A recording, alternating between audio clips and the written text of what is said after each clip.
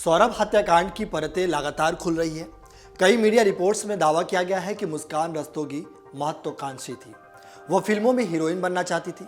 इसके लिए वह कई बार घर से भाग चुकी है। पुलिस ने इस मामले की भी जांच शुरू कर दी है। उसके परिवार वालों से जल्द पूछताछ की जा सकती है। पुलिस पता लगाने की कोशिश करेगी कि क्या वह अकेले घर से भागती थी या साथ में कोई और रहता था। इस पूरे मामले में मुस्कान के प्रेमी साहिल शुक्ला का नाम सामने आ रहा है, जिसके साथ मुस्कान कई बार घर से भाग चुकी थी। पुलिस इस बात की भी जांच कर रही है कि कहीं साहिल ने मुस्कान को भगाने में मदद तो नहीं की है। मुस्कान के परिवार के मुताबिक सौरभ की हत्या के बाद मुस्कान लगातार पुलिस को गुमराह करती रही। वह सौरभ की हत्या करने के बाद अपने दोस्त साहिल के साथ घूमने चली गई थी और 13 दिन बाद घर लौटी।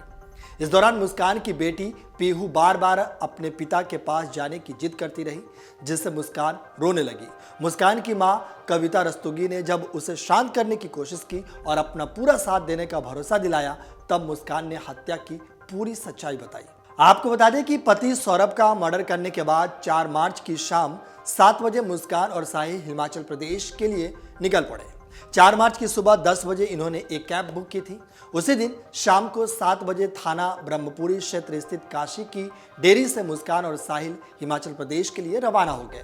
जिस कैब से हिमाचल घूमने गए थे, उस कैब के ड्राइवर अजब सिंह ने कई खुलासे किए हैं। अजब सिंह ने कहा कि उनका व्यवहार सामान्य था। दोनों टैक्सी में बहुत कम बातें करते थे।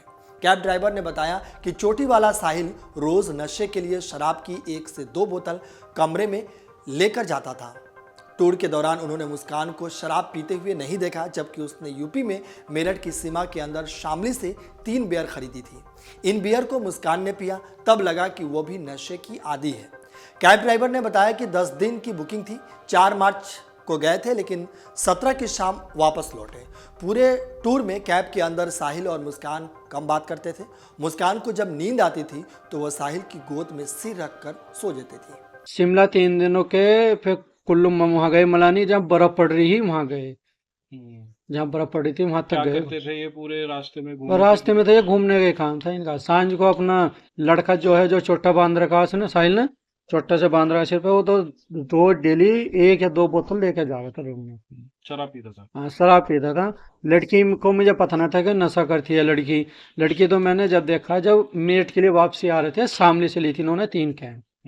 वहां पी इन्होंने, लड़की ने मेरे सामने गाड़ी में पीछे बैठ के। इस बीच कोई बातचीत नहीं नहीं, बीच में कोई बातचीत नहीं करी। बस जब बात कर रहे थे तो 2 बार फोन आया, मम्मी मम्मी करके बात करके गाड़ी में से उतर गई। फिर नहीं दिलो बाहर बात करी। फिर उसके बाद में आए, उससे अगले दिन फिर कही, मम्मी लाली कहाँ, लाली से बात करवाओ। वीडियो कॉल बात चल रही थी, वीडियो कॉल कर, फिर उतर के फिर इन्होंने नहीं दिलो, फिर बाहर खड़े होकर बात करी। गाड़ी में तो बस 1 मिनट या 2 मिनट बात करी होंगी ना। गाड़ी में कोई कैसी बात नहीं करी। दोनों अपना बैठे थे। जब लड़की को नींद आ रही थी, वो अपने धोरे सवाल था लड़की को। किस नाम से बुला रहे थे? है जी, एक दूसरे को किस नाम से बुला रहे थे? बट नाम तो इन्होंने ले आना था मेरा आगे। मुझे तो नाम का पता लगा 19 तारीख की शाम को, जो ये कांड हुआ। मैंने इनको 17 तारीख में इन्हें तो छोड़ा था। 10, साढ़े 10, 11, 10 और 11 के बीच में छोड़ा था मैंने इन्हें मेरठ। मुस्कान ने फोन पर 2 बार मम्मी कहकर बात की थी। कैब ड्राइवर को जरा भी आभास नहीं था कि इन दोनों ने सौरभ की हत्या को अंजाम दिया है। आपको बता दें कि मुस्कान और उसके प्रेमी साहिल ने मिलकर सौरभ की हत्या कर दी।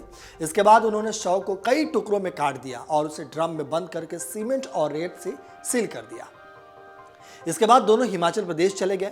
पुलिस ने शव बरामद कर 18 मार्च को दोनों को वापस आने पर गिरफ्तार कर लिया। जरा सुनिए कैब ड्राइवर का यह बयान। हाँ, मैं उनको लेके गया था, पर मेरे को मालूम नहीं था कि इन्होंने कुछ कांड करा है या नहीं करा।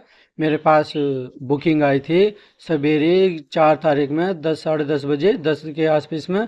फिर शाम के टाइम फ़ोन आया 5 कोई 4-5 बजे, नुवे जाएंगे 5-6 बजे ऐसे निकलेंगे तो पहुंच जाना दिल्ली चुंगी।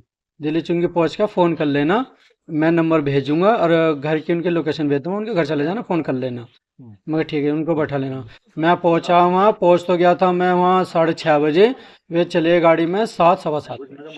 हाँ जी, शाम के टाइम। अगर आप ये वीडियो YouTube पर देख रहे हैं तो हमारे चैनल को सब्सक्राइब कर बेल आइकन दबाएं, और Facebook पर देख रहे हैं तो हमारे पेज को लाइक करें।